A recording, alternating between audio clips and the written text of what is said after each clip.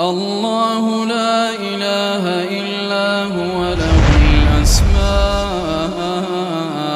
الحسنى. الحمد لله نحمده ونصلي ونسلم على رسوله الكريم. أما بعد فأعوذ بالله من الشيطان الرجيم. بسم الله الرحمن الرحيم. شهر رمضان الذي أنزل فيه القرآن هدى للناس وبينات من الهدى والفرقان. سبحانك لا علم لنا إلا ما علمتنا إنك أنت العليم الحكيم. رب اشرح لي صدري ويسر لي أمري واحلل عقدة من لساني يفقهوا قولي. رب زدني علما رب زدني علما رب زدني علما رب زدني عملا رب زدني عملا رب زدني عملا. My dear respected brothers and sisters who listen to us speak, Assalamu alaikum.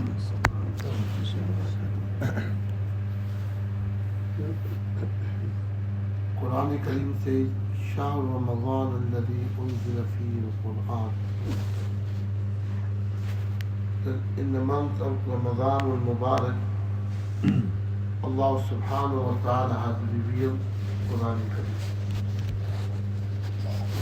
In another place, Allah subhanahu wa ta'ala says, إِنَّا أَنزَلْنَا فِي لَيْلَةِ الْقَدْرِ. That we have revealed Quran Kareem on the night of Qadr.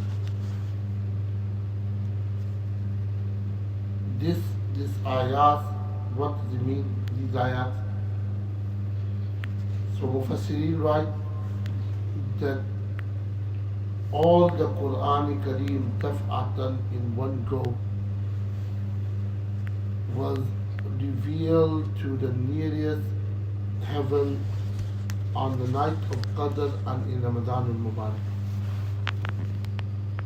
So the nearest heaven, from here to the first heaven is 500 years. There's a destination of 500 years, yeah? Then between every heaven, the gap, that's another 500 years. Then 500 years.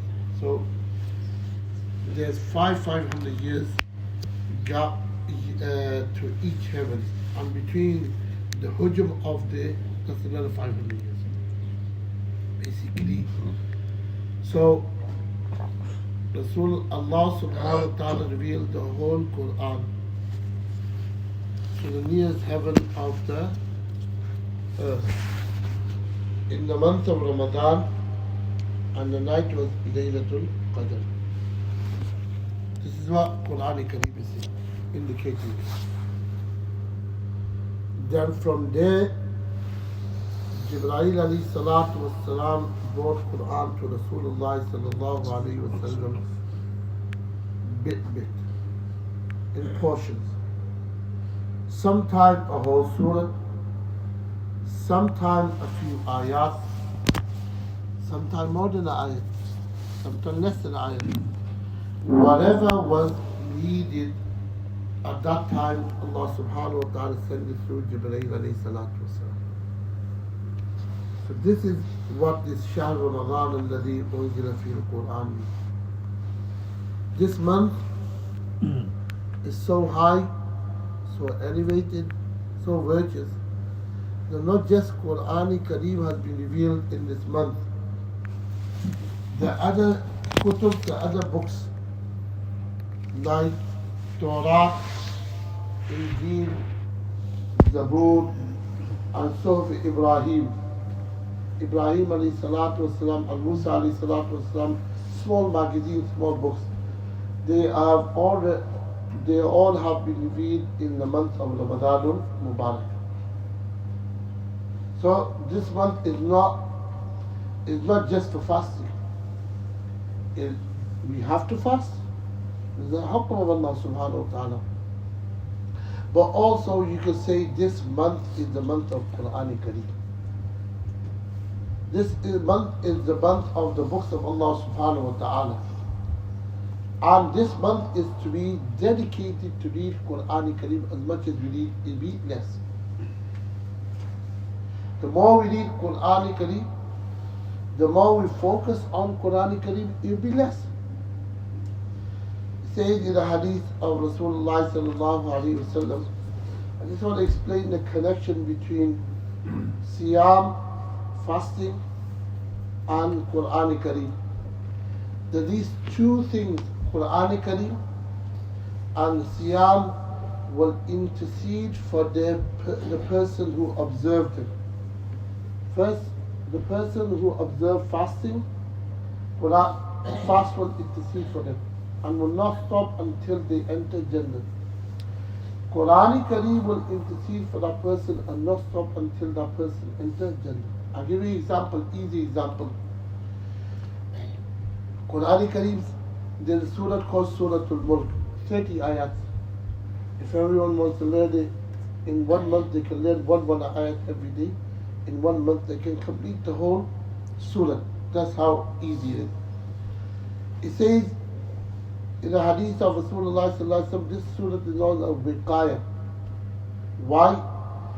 The person who reads this every night, the person who reads Surah Al-Mulk every night, when they die and they're buried in their grave, for instance, if the angels of Adab come, those angels who are going to persecute him, they try to persecute him, this surah will stand there and say, you're not allowed to touch this person. They'll try to come from the right, they'll stand there, no, you can't harm this person. Left, everywhere, whatever way the angels try to persecute, the surah will defend that person and say, no, this person has read me every night. Today, Allah says to Allah subhanahu wa ta'ala, Ya Allah, you cannot persecute this person. If you want to persecute this person, take me out of Quran. So just by reading one surah every night, Allah subhanahu wa ta'ala protects that person from the adhab of the grave.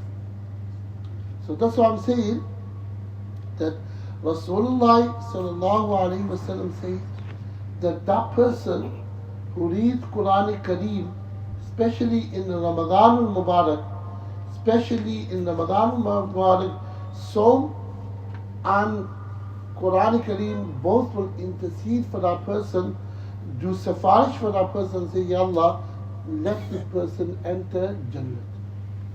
I intercede and let them enter Jannah. So this is the connection between Som and Quran Kareem. If you read that, you see that people who have read the books of Allah subhanahu wa ta'ala, they have read, if they wanted to read, they read it in seconds and hours and days. Give you an example, that Dawud alayhi salatu wasalam used to indicate and instruct his servant to put the saddle on his horse. During when they used to put the saddle, set the saddle, tie the saddle, he used to read the whole Zabur. So Allah subhanahu wa ta'ala has put barakat on his time. This is the Nabi of Allah subhanahu wa ta'ala. That's their mu'jiza. For them, is Allah subhanahu wa ta'ala made a lot of things easy. They can do anything. But normal human being, they can have karamat too. In less time they can do a lot. Like they say, Imam Abu Hanifa rahmatullah alayhi used to finish about 61 Quran in the month of Ramadan al-Mubarak. 61 Quran. One daytime, one nighttime, and one in Taraweeh. 61 Quran Kareem. In what? In Ramadan al-Mubarak. Same what Imam Shafi rahmatullah alayhi. Once, Hazrat Usman radiallahu ta'ala stood in front of the Kaaba and read the whole Quran in one rakat. The whole Quran in one rakat. So they were human beings, they had love for Quran. I'll give you another example, that Imam Shafi rahmatullah alayhi says that I met a person in Mina, and I said salam to him, and he asked me, would you like to eat something? I said, yeah, if you like to present something. So he presented me some dry chapati, khubz. So I ate them. Then he said to me, it looks like you're from Hijaz. It looks like you're from Quraysh. You're from the family of Quraysh. I said, why? He said, the family of Quraysh are very simple people. They don't have no takalluf, no thing. I asked you want to eat? You said, yes. You didn't say no, yes. You're very simple, and you feed easily and you eat easily. You are very simple people. So he said, okay. So basically he praised him. Then he said to him, Imam Shafi rahmatullah alayhi, he said, where are you from? He said, I'm from Madinatul Munawwara.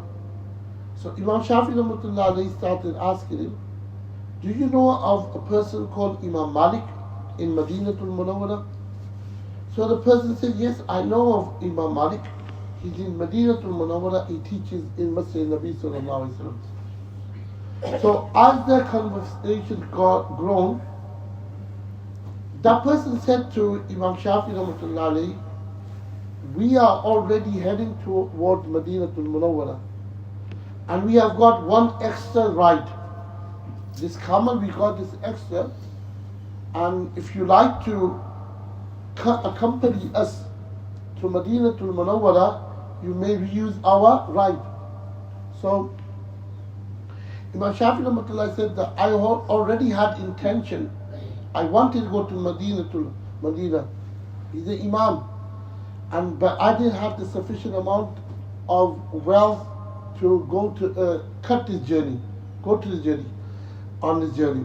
So when he said to me, I said, okay, I'll go with you. It took us about 16 days to get to Madinatul Munawwara. Yeah?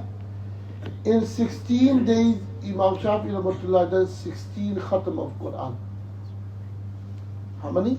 16 days, 16 khatam of Quran. So he's going on a journey and reading Quran Kareem. And those people who have memorized Quran Kareem, the big ni'mat they have got is Quran Kareem. That if they're sitting somewhere, they can read Quran Kareem. If they're going on a journey, they can read Quran Kareem. If they're walking along on the side, they can read Quran Kareem. If they read the Quran Kareem, Allah subhanahu wa ta'ala has given them a huge favor and ni'mat. That Allah subhanahu wa ta'ala has given them His own kalam. And they know that. They can read it here and there. So Imam Shafi rahmatullah was Hafiz, so he read about 16 khatams. He says, when I got to Madinatul Munawwara, and I asked about Imam Malik rahmatullah alayhi, I see a person, tall person, dressed very nice, beautifully dressed. And he goes and he puts all the best perfume on to teach hadith Nabi sallallahu alayhi wa sallam. So he goes, and in those days he was telling the quoting hadiths, and the students were they were writing it. He was dictating to them, they were writing. So Imam Malik rahmatullah alayhi started reading a hadith of Rasulullah sallallahu alaihi wasallam, and the students were writing the hadith of Rasulullah sallallahu alaihi wasallam. I sat there, I didn't have no qalam, I didn't have no pen, and also I didn't have no paper to write. The poor person. So what I done is, I found some straw, and I got the straw up and started acting that I'm writing on my hands.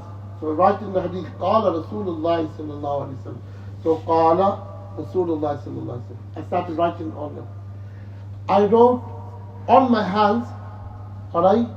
So after a while, Imam Malik rahmatullah see me doing something, he called me.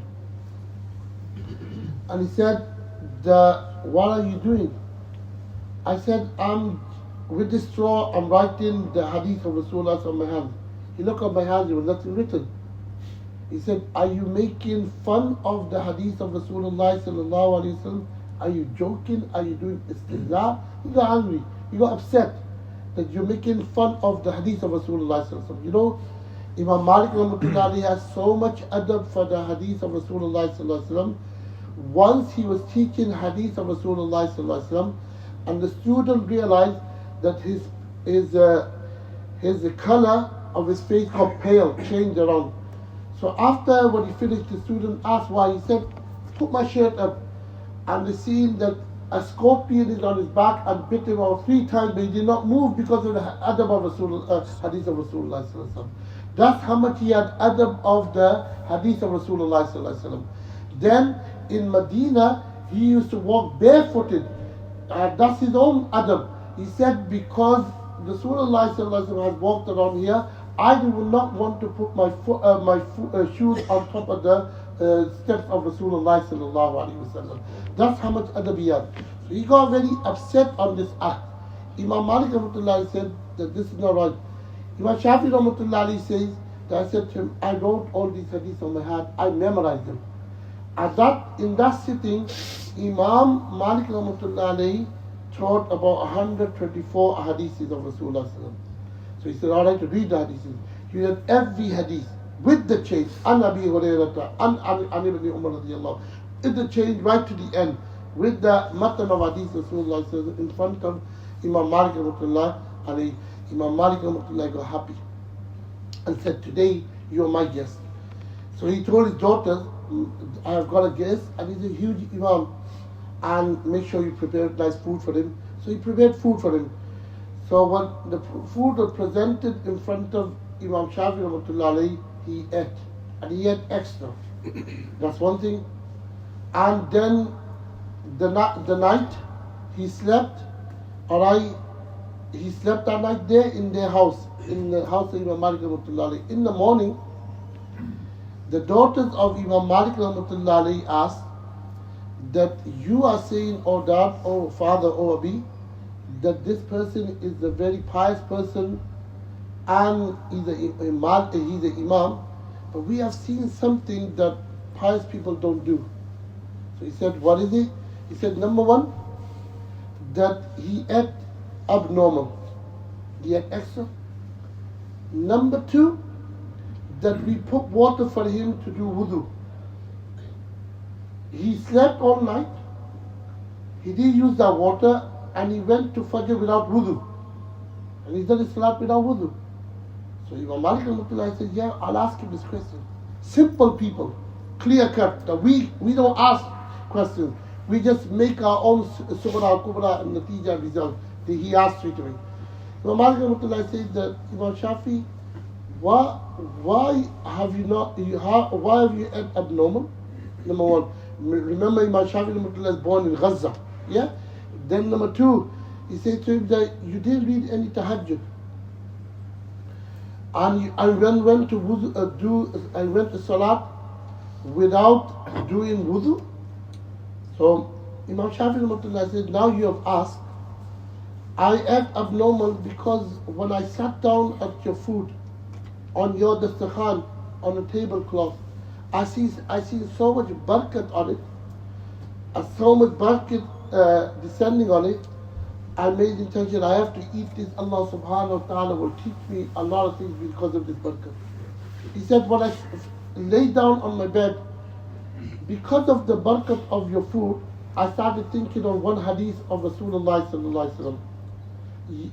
And that is about a bird, alright, when Rasulullah sallallahu alaihi wasallam said to Ma fa'al al-Nughayr, Ya Aba Umayr, Ma fa'al al-Nughayr. Anas ibn Malik radiallahu ta'ala had a young brother. He had a robin kind of small kind of bird, and that bird died. Yeah? So Rasulullah sallallahu alaihi wasallam joking with him and said, Ma fa'al al-Nughayr, what happened to your Ya Aba Umayr? Ma fa'al al-Nughayr, what happened to your small bird? So Rasulullah said this as a joke to make that kid happy. Yeah? So Rasulullah said this. So Imam Shafi rahmatullahi said that I started thinking on that one hadith. And the barakat of your food, or when I started thinking on it, I took out more than 40 masails out of that one hadith of Rasulullah. And as I was thinking, I didn't go to sleep. So I was asleep, I read my tahajjud, and then I had my wudu. I didn't need to use the water. So this is what happened. So what I'm trying to say, this Imam Shafi rahmatullahi When he was going to Madinatul Munawwara, he read about 16 Qur'an Kareem.